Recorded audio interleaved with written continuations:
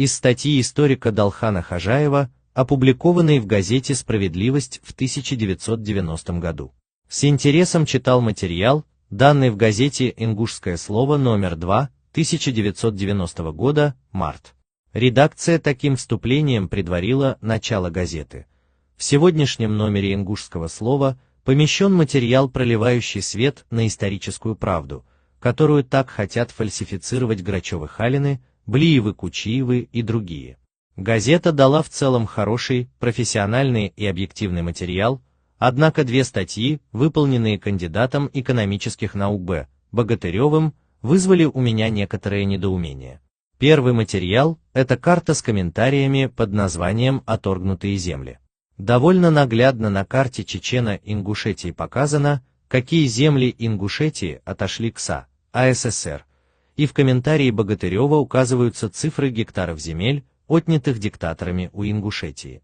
Действительно, карта вроде бы правильная на первый взгляд, и административно-территориальные границы районов Чечено-Ингушетии даются в рамках до 1944 года, то есть до выселения. Именно Чечено-Ингушетии, а не Ингушетии, как может показаться несведущим. Ведь на карте почему-то не была выделена территория бывшей Ингушской автономной области, хотя по логике это должно было быть сделано. Ведь ингушский народ не собирается возвращать оторгнутые земли к Чечено-Ингушетии, а собирается восстанавливать упраздненную в 1934 году автономию Ингушетии с ее границами, в том числе и восточной, а таковая до 15 января 1934 года между Чечней и Ингушетией была, и это факт. Я предвижу возражение, что автор и в мыслях не имел выделять восточную границу Ингушетии, а писал лишь об оторгнутых у Ингушетии землях для Северной Осетии, то есть о западной границе.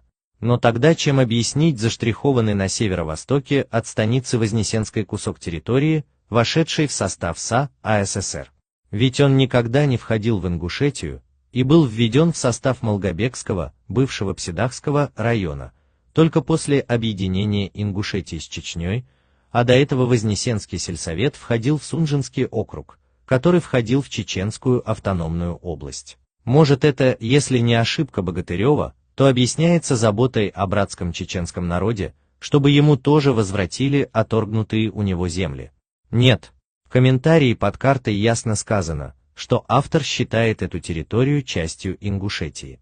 Он пишет: всего в пользу Северной Осетии от Ингушетии изъято 113 тысяч гектаров земель, от Малгобекского района – 24 тысяч гектаров. А далее Б. Богатырев еще уточняет: оторгнутые земли, имеется в виду и пригородный район, являются колыбелью ингушского народа.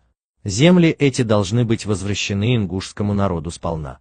Честно говоря, я с удовольствием готов расписаться под любым документом, требующим вернуть ингушскому народу его законные права и территории. Но позвольте, почему территория, входящая до 1934 года в Чечню и никогда не принадлежащая Ингушетии, то есть кусок территории северо-восточнее Ст. Вознесенской, должен быть возвращен ингушскому народу? И что это за почти незаметная пунктирная линия в виде границы, прошедшая по опубликованной здесь карте, отделяющая часть территории от бывшего Галанчожского и Ачхой-Мартановского района? Ведь на настоящей карте Чечено-Ингушетии того периода этой пунктирной линии нет.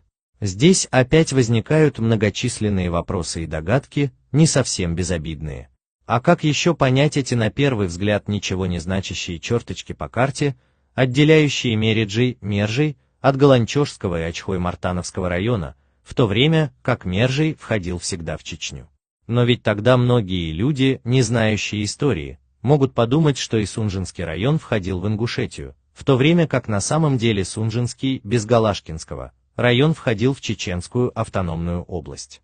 Что это ошибка некомпетентного человека или территориальные претензии к братскому чеченскому народу?